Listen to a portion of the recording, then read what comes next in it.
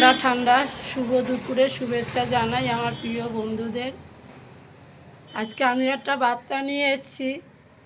যাই হোক, যারা আপনারা বাইক নিয়ে রাস্তায় চলছেন, প্লিজ যখন বাইকটা দাঁড় করাবেন, প্লিজ একটু পিছনের দিকে তাকিয়ে পাটা ঘোরাবেন। আমি তো সবসময় দোকানে থাকি, আমার বিজনেস। কিছু কিছু বাইক চালকরা কি করেন, বাইকটা কোথাও দাঁড় করিয়ে যখন পাটাকে ঘুরিয়ে নাবেন, পিছনের দিকে তাকান না।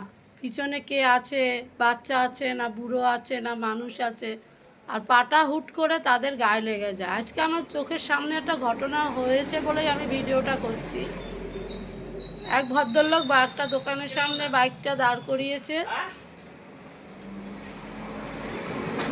পিছনের দিকে তাকায়নি। পিছনে একটা বাচ্চা ছিল, বাচ্চাটা পায়ে লাথিটা লেগে না নিচে পড়ে গিয়ে খুব আঘাত পেয়েছে, যার জন্য আমি আজকে ভিডিওটা করলাম। প্লিজ আপনারা যখন বাইকটা দাঁড় করাবেন, পাটা ঘুরিয়ে নামার সময় প্লিজ একটুখানি পিছনে তাকিয়ে নামবেন।